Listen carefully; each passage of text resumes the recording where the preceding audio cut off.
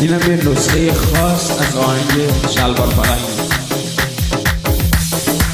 یارو جانو یارو جانم